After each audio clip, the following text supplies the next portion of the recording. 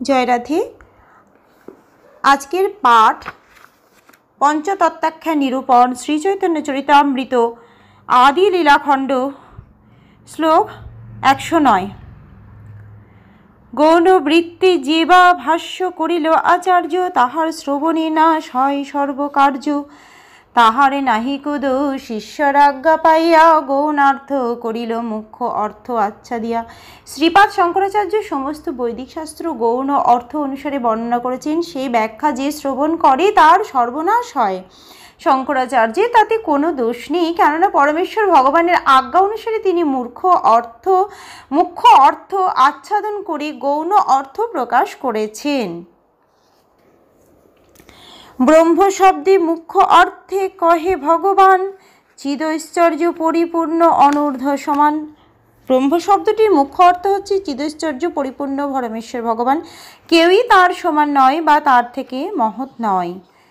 তাহারে বিভূতি দেহ সব চিদাকার, চিদ বিভূতি আচ্ছা জি তারে কহে নিরাকার।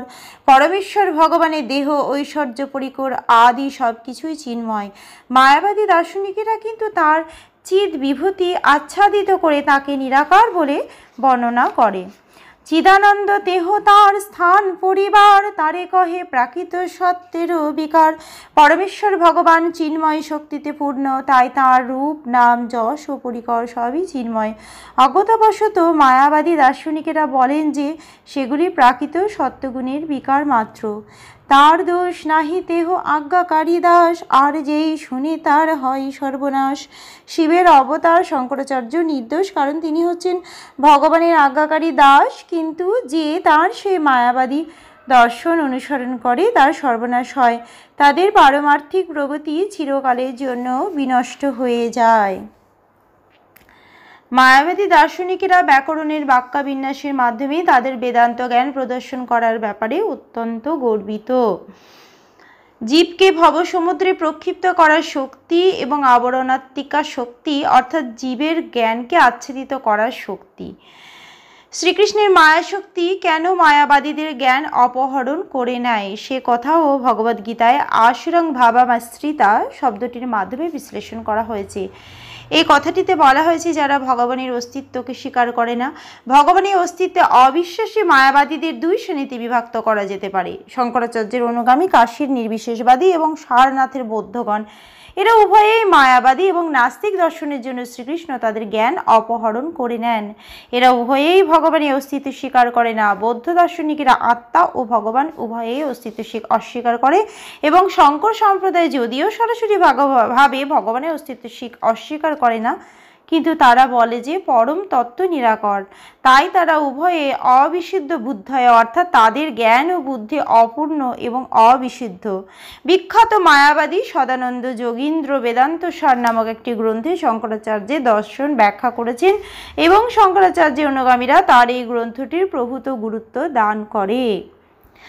এই জড়জগতের বন্ধন থেকে বদ্ধ জীবদের মুক্ত করার জন্য ব্যাসদেব বেদান্ত সূত্র প্রণয়ন করেছিলেন, কিন্তু শঙ্করাচার্য সে বেদান্ত সূত্রের মন গড়া ভাষ্য রচনা করে মানব সমাজে প্রভূত ক্ষতি সাধন করেছেন, কেননা তার মায়াবাদ ভাষ্য শুনলে সর্বনাশ হয়। বেদান্ত সূত্রে স্পষ্টভাবে ভগবত ভক্তির পন্থা অবলম্বন করার নির্দেশ দেওয়া হয়েছে, কিন্তু মায়াবাদীরা পরমেশ্বর ভগবানের চিন্ময় রূপকে গ্রহণ করতে অস্বীকার করে, এবং তারা স্বীকার করতে চায় না যে পরমেশ্বর ভগবান থেকে জীবের স্বতন্ত্র অস্তিত্ব রয়েছে। এভাবেই তারা নাস্তিকবাদ সৃষ্টি করে সমস্ত জগতে সর্বনাশ করছে, কেননা এই সিদ্ধান্ত শুদ্ধ ভগবত ভক্তির সম্পূর্ণ বিপরীত। পরমেশ্বর ভগবানের অস্তিত্ব অস্বীকার করে মায়াবাদীরা যে পরম পদ প্রাপ্ত হওয়ার দুর্বাসনা করে, তার ফলে পারমার্থিক তত্ত্বজ্ঞান বিভৎসভাবে বিকৃত হয়, এবং যে সেই দর্শন অনুসরণ করে সে চিরতরে এই জড়জগতের বন্ধনে আবদ্ধ হয়ে থাকে। তাই মায়াবাদীদের বলা হয় অবিশুদ্ধ বুদ্ধয়। যেহেতু তাদের বুদ্ধি কলুষিত, তাই তাদের তপশ্চর্যা ও কৃচ্ছ সাধনা নৈরাশ্যে পর্যবসিত হয়। তাই যদিও প্রথমে তারা পরপণ্ডিত বলে সম্মানিত হতে পারে, কিন্তু চরমে তারা রাজনীতি, সমাজসেবা আদি জাগতিক কার্যকলাপের স্তরে নেমে আসতে বাধ্য হয়। পরমেশ্বরের সঙ্গে এক হওয়ার পরিবর্তে তারা আবার এই সমস্ত জাগতিক কার্যকলাপের সঙ্গে এক হয়ে যায়। প্রকৃতপক্ষে মায়াবাদীরা তাদের আধ্যাত্মিক জীবনে কঠোরভাবে তপশ্চর্যা ও কৃচ্ছ সাধনা করে এবং তার ফলে তারা নির্বিশেষ ব্রহ্মস্তরে উন্নীত হয়, কিন্তু ভগবানের চরণারবিন্দের প্রতি অবহেলা করার জন্য তারা আবার এই জড়জগতের স্তরে অধঃপতিত হয়। আজকের পাঠ এই অবধি। ভজ শ্রী কৃষ্ণ চৈতন্য প্রভু নিত্যানন্দ, শ্রী অদ্বৈত গদাধর শ্রীবাসাদি গৌরী ভক্ত বৃন্দ।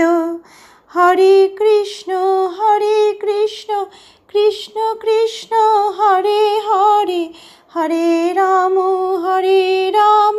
রাম রাম হরে হরে। জয় রাধে জয় রাধে জয় রাধে জয় রাধে। জয় রাধে।